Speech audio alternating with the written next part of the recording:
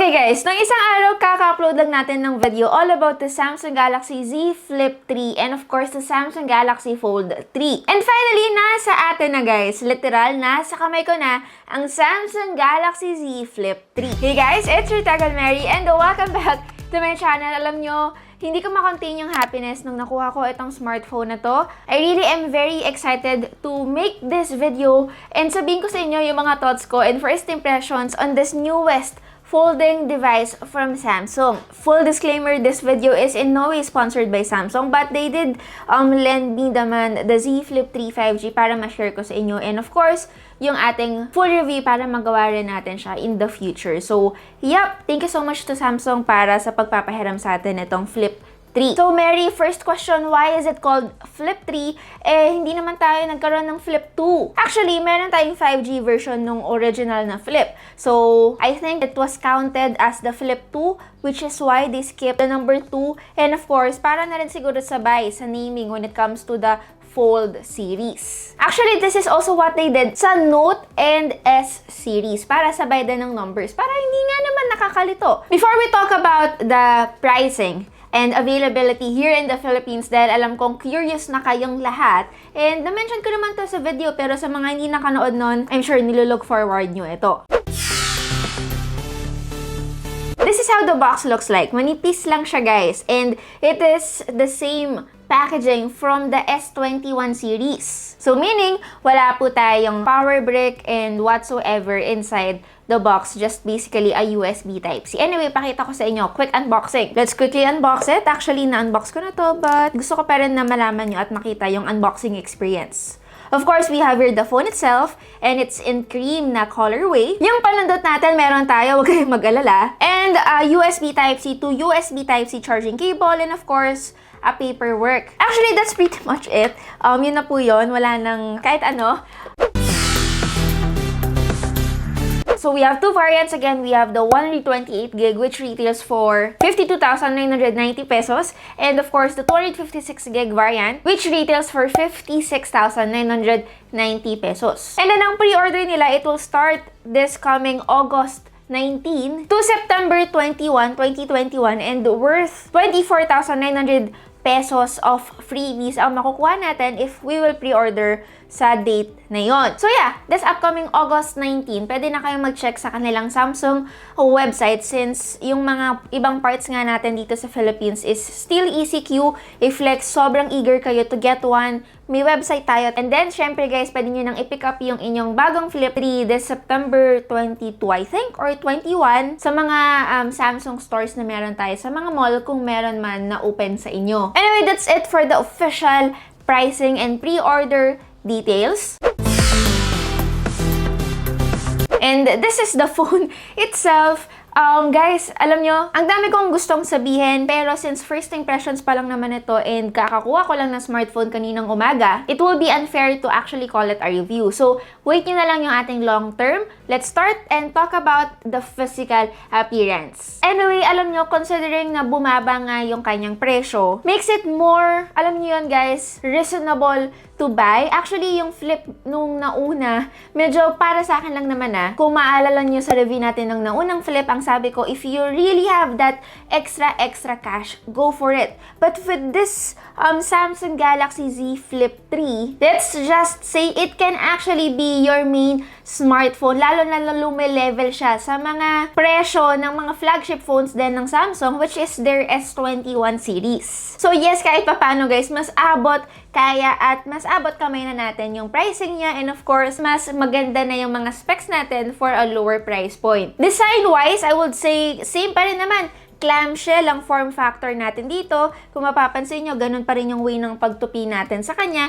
But, we have more choices when it comes to color availability. Meron tayong cream, black, green, may purple din tayo, or lavender yung tawag ni Samsung dito. And then, if you will be ordering from the US, website, meron silang exclusive guys. And then, you can get it in pink colorway or kaya naman may white sila bukod pa dito sa cream. But of course, you need a US address guys para maka-order kayo doon. Kung gusto nyo talaga ng white or kaya naman nung pink colorway na hindi available here in PH. So, design ng Flip 3, parang talagang tinake ng Samsung seriously yung kanilang Flip 3. The screen is now 80% more durable than the one found on the original Z Flip and the Z Flip 5G. And that is because they are using a new film dito sa ating Flip 3. We also have a Gorilla Glass Victus, covers the 1.9-inch outer display, and Samsung constructed yung frame ng phone mismo with armor aluminum material. All of that para lang maging, of course, scratch resistance yung ating device, especially yung ating pinaka-cover display na madalas ding matatamaan, of course, inside the bag or sa pocket natin na may susi or may coins. And with all those said, on paper, okay, very impressive.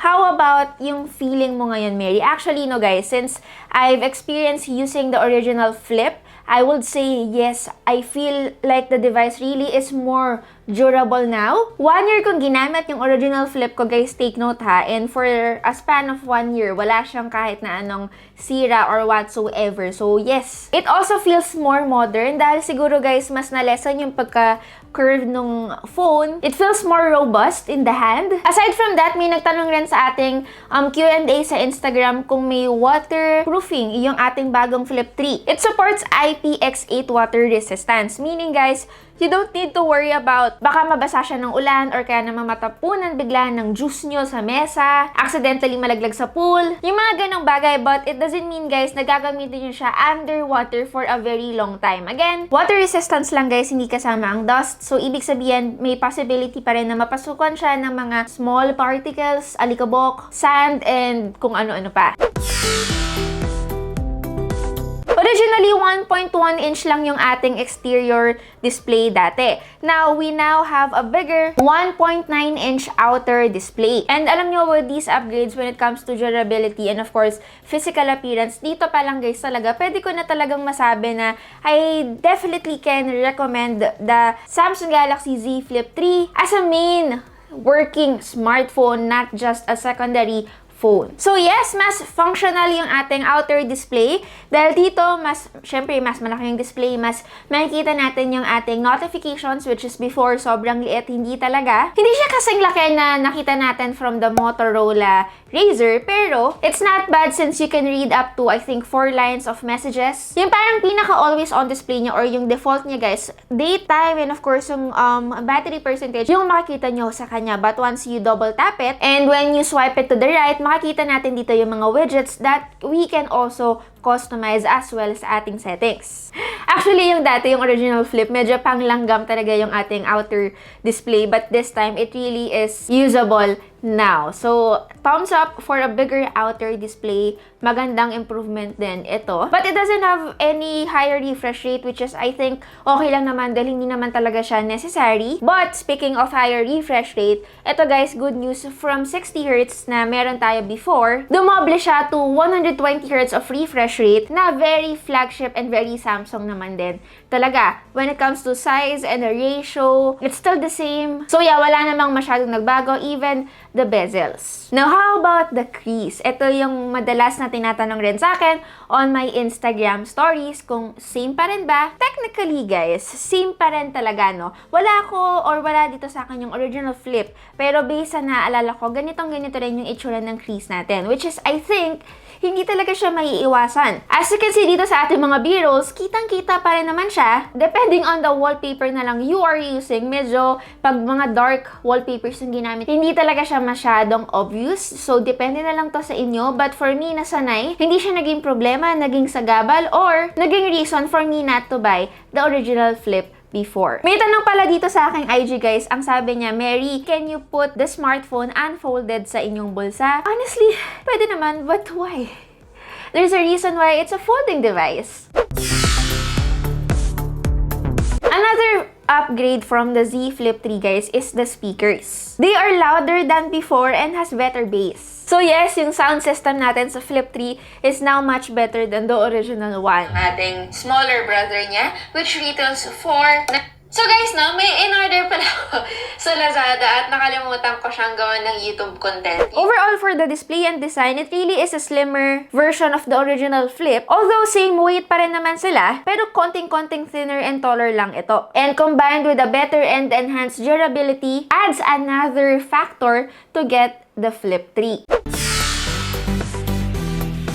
And by the way, doon sa ating outer cover display dito sa Flip 3, we can actually take photos as well, katulad ng sa original Flip. But this time, guys, we can also take videos na. And since mas larger nga yung ating display, medyo mas masarap take ng photos, especially that you're actually using the rear cameras, which means mas magiging better yung quality ng photos natin. Hindi katulad doon sa original Flip na medyo hassle ng konti kasi manghuhula tayo if we are on frame, which is yung medyo struggle doon sa original Flip na medyo mahirap at nanguhula tayo if nasa frame pa ba tayo or hindi na, kasi nga medyo maliit lang talaga yung outer cover natin doon. All you need to do is swipe to the right para ma-access natin yung video mode and then swipe to the left to go back to the photo mode. And speaking of the cameras, yung specs niya guys, actually same pa rin. It did not entirely improved. You get 12 megapixels na wide-angle shooter and 12 megapixels ultra-wide. And then for the selfie camera, doon sa pinaka-loob is 10 megapixels naman. There is still no telephoto lens on the Galaxy Z Flip 3. Unlike other smartphones with this price point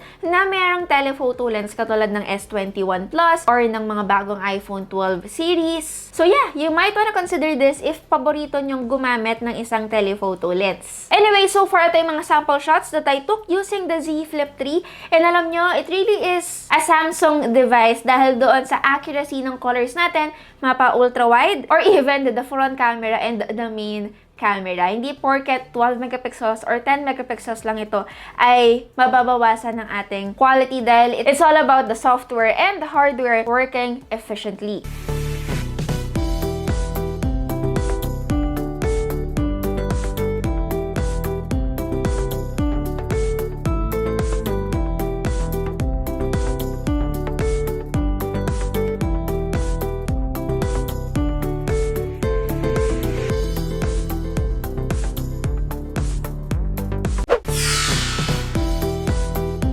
Now, performance-wise, hindi kayo mabibigo dito because flagship level ang ating chipset na ginamit and of course, 5G ready na ito. We have, of course, the Qualcomm Snapdragon 888 and of course, paired with an 8GB of RAM. Alam nyo guys, if Samsung fan ka and medyo, alam nyo yun, fan din kayo gumamit ng isang Snapdragon yung chipset, which is hindi naman talaga masyadong nalalayo from Exynos, pero kasi may mga tao talaga na gusto specific Snapdragon yung gusto nilang smartphone. Another plus points ito for you to get the Flip 3. Lalo-lalo na if yung mga Samsung flagship phones na meron pa rin kayo ngayon ay naka-Exynos. This is if again, big deal ito sa inyo, pero sa akin naman, I don't really mind whether it's a Snapdragon or Exynos processor.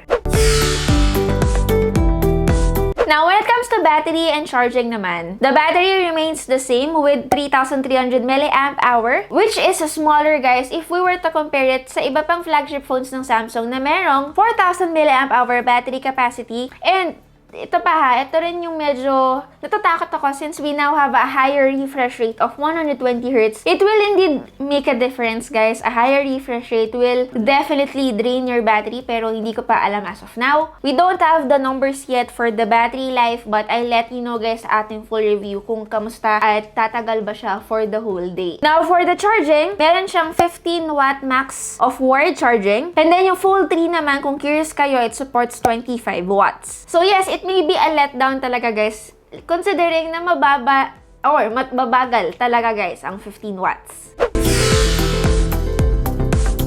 Okay, so I'll be answering a few questions guys na meron tayo sa Instagram and then the rest will be answered on our full review. Na Ate Mary, durable ba talaga and how many folds yung kaya niyang gawin? Well, according to Samsung, we can flip the device up to 200,000 times or about 100 flips a day for 5 years I think. Question from Steffi Blur. Sabi niya, does it need tempered glass pa po? Actually, as with any folding device, hindi lang from Samsung, I don't suggest talaga guys na maglagay ng screen protector or tempered glass. Even Samsung company itself, they don't recommend na lagyan niyo siya dahil may pre-installed protective film naman na siya. So, I really suggest not to put any stuff that may, you know, ruin or destroy the device. Another question from Rafin Gear, sabi niya, does the screen film feel flimsy? Actually, no, hindi po. Even yung original Flip 3, it doesn't feel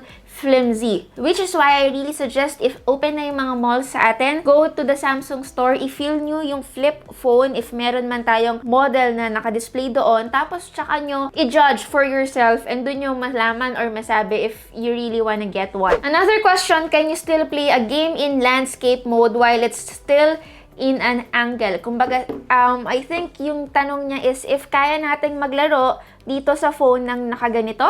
Actually, yes. Pwedeng-pwede. And pwede rin natin itong gawin doon sa original na Flip. But again, the question is, why would you do that? Pero again, pwedeng-pwede naman po. Another question, pang flagship po ba ang video recording niya sa rear camera? Ano ang kanyang max resolution? Actually, it can record 4K, which is good. And considering that we now have a bigger display and we can now record gamit yung ating cover display, mas masarap ng mag-video record, guys, lalong-lalo na if gusto niyo ng mabilisan. Last question, guys, sulit po ba? To be honest, hindi ko masagot ngayon, pero kasi ako as someone who experienced the original Flip for a span of 1 year, yung 70K, medyo masakit talaga para sa akin. Pero ngayon na bumaba nga yung presyo niya at mas better yung ating specs, parang ang sarap talaga niyang i-recommend at masarap din siyang gamitin personally. And since smart cat talaga ako ng mga ganitong klase ng smartphone, talagang na-enjoy ko sila, ginagamit ko talaga sila. Feeling ko kung ako yung tipo ng tao na bibili ng phone, masusulit ko naman yung pera na ibabayad ko sa kanya. I myself as a consumer will make sure na masusulit ko yung binayad ko sa kanya. Lastly pala, last na ito promise last na guys. Do you really have to be really, ang haba, careful when closing and opening it? Actually, guys, if first time mo, baka medyo, alam niyo yun, kainin kayo ng phone. Like, lalo na if first time niyo makakahawak ng isang folding device. Pero, as someone na nasanay na, ngayong araw lang ito, guys, bumalik kasi ulit siya. Siyempre, bumalik sa akin, kahit paano bago yung Flip na pakiramdam, since medyo matagal na ng last kong ginamit yung original Flip. Noong una, medyo careful ako for like a few hours. Pero, natanggal naman yun agad. So, sanayan lang talaga. Anyway, those are it for today's video para sa ating first impressions ng Samsung Galaxy Z Flip 3. Sana nasagot ko yung mga bumabagabag sa kalooban nyo dahil I'm sure maraming interested din bumili ng bagong folding device ng Samsung. That's it again. It's your Tagal Mary and see you on our next video. Bye, guys!